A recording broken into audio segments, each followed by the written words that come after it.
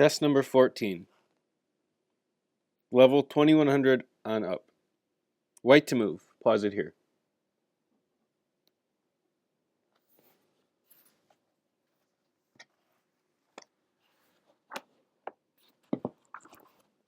Okay, so this game is Capablanca versus Corzo, Havana, 1901.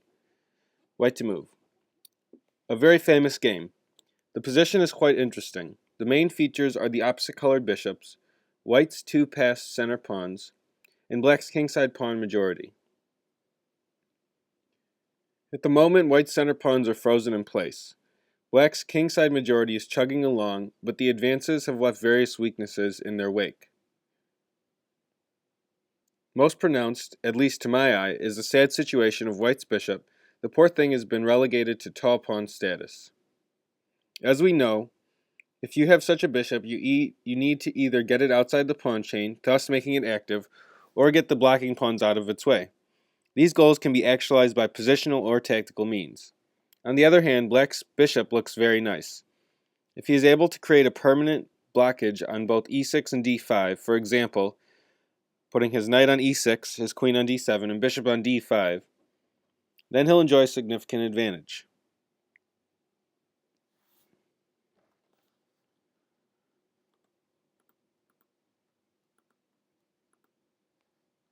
Okay. So which bishop will be the hero? Since it's white to move, it's his job to insist that his bishop rules the day, which is Capablanca's playing white. Because the black king is sitting on the same diagonal as white's bishop, it's clear that a transformation from tall pawn to monster would occur if these pawns were to suddenly vanish. Capablanca, then only 12 years old, probably understood all this information in an instant. Then he uncorked one of his most memorable combinations. Explaining the rating spread. If you realize that the bishop on b2 was a serious problem, and if you noticed the potential along the a1 h8 diagonal, and if you then did everything you could to rectify it, we can say you did very well. The rest of the solution is all about advanced tactics, but tactics that serve to make white's strategic dreams come true. e6, double exclamation point. The e-pawn sacrifices itself in an effort to clear the central dark squares and activate its bishop. Another far simpler win was queen c4, exclamation point.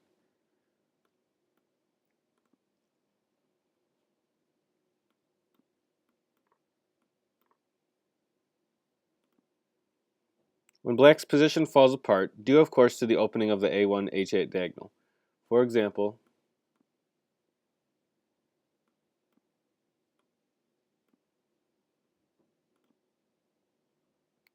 game over.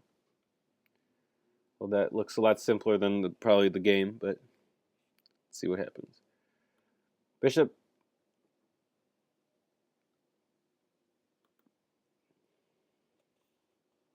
Sorry, e6, bishop to b5. Bishop takes e6, loses instantly. So rook takes, queen takes, winning the queen because it's check. Okay. Queen takes b5, double exclaim, sacrificing the queen and removing the blockader on d5. This allows the final dark square blockage to be removed. White doesn't have to play in this manner, but who could resist giving up the queen? Just queen d2 does the trick.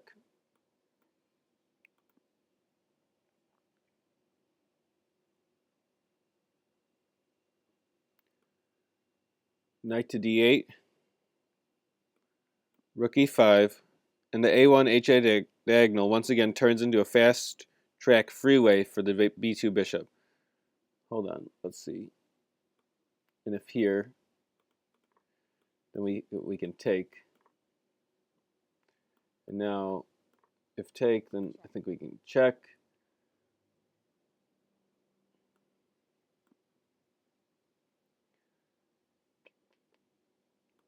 Seems pretty winning.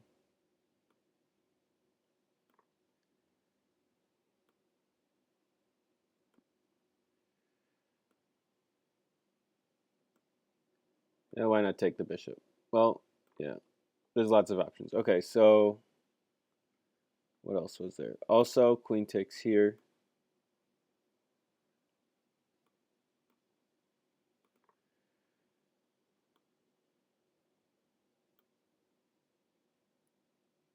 And then we have check here, check, forcing mate. Okay, so a few extra variations. Queen takes b5, exclaim. Queen takes b5, d5 check, rook g7, e takes f7, h6, rook f8, knight takes g5 is completely devastating.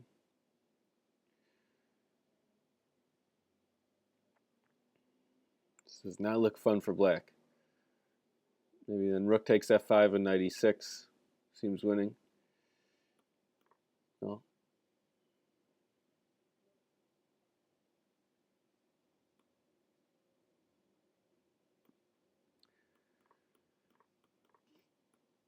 This is definitely winning. Just trade off. Okay, so let's see. So h6, knight to d4. A very human move. It feels natural, gains time by hitting the queen, and also seems and is extremely strong. Yet it's not the most accurate. Instead, the counterintuitive knight to h4, retaining the pin along the a1 h8 diagonal, is the way to go. King h7. If g takes h4, then this is pretty winning.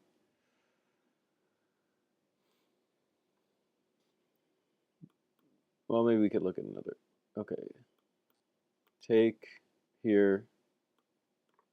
Yeah, I mean, it doesn't really matter at this point. Check, check, game over. Okay. So king h7, bishop takes, oh, whoops, takes.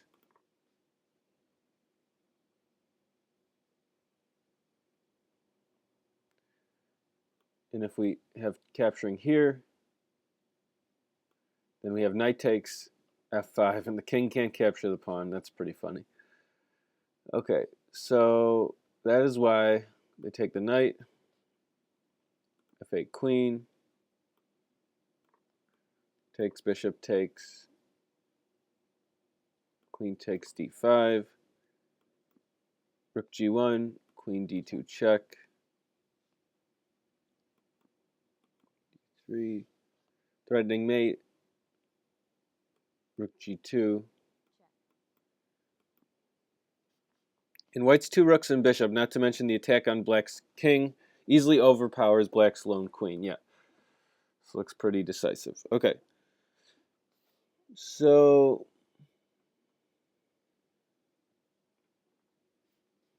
instead we have Capablanca's move, knight to d4.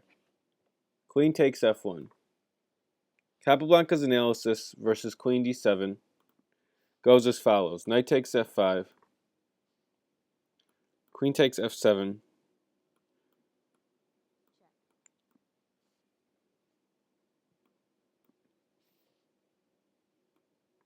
Oh, free pawn. Check. King g6.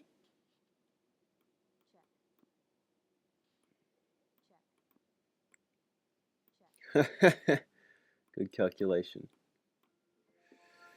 So that was just mate in 1, 2, 3, 4, 5, 6, 7, 8. Okay.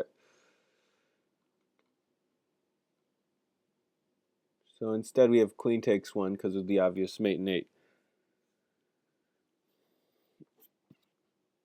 Just kidding. Okay, rook takes f1.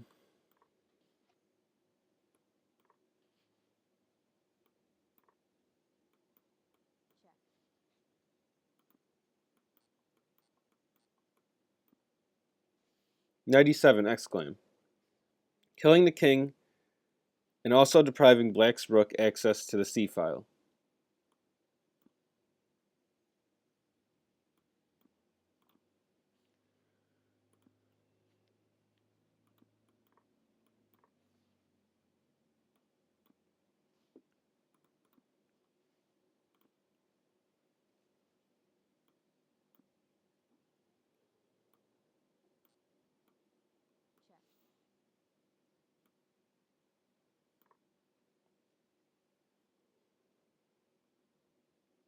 Even worse is king g6.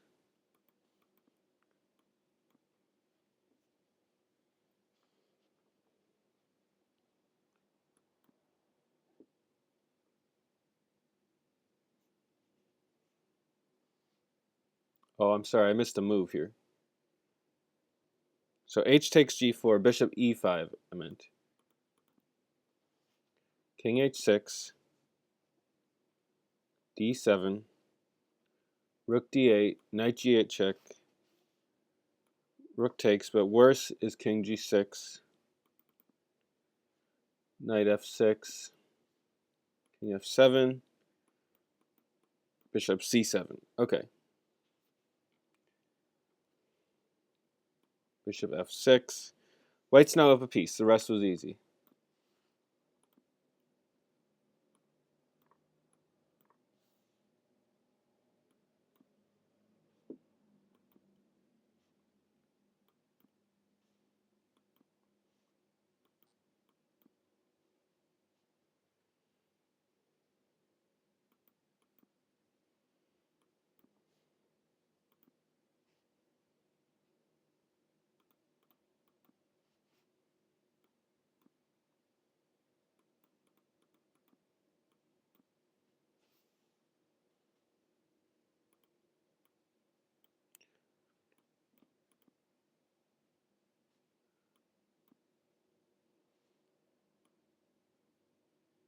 Sorry. a5, b4, king e4. Okay, so now the trick should be a huge disappointment. If b takes a5, then this is one of the positions that's unwinnable. It doesn't matter how many a pawns that white has. On the a file, they cannot promote if the king defending can get to the defending corner. So that's why Capablanca plays bishop to b6.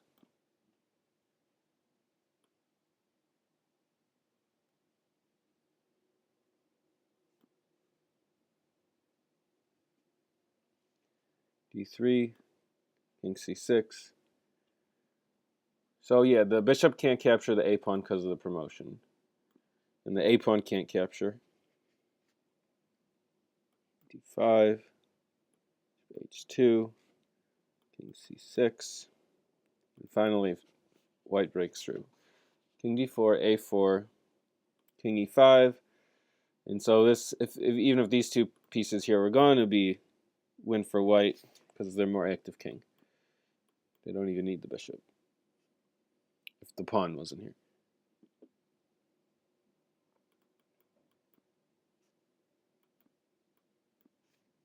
Not falling for king c6, double question mark.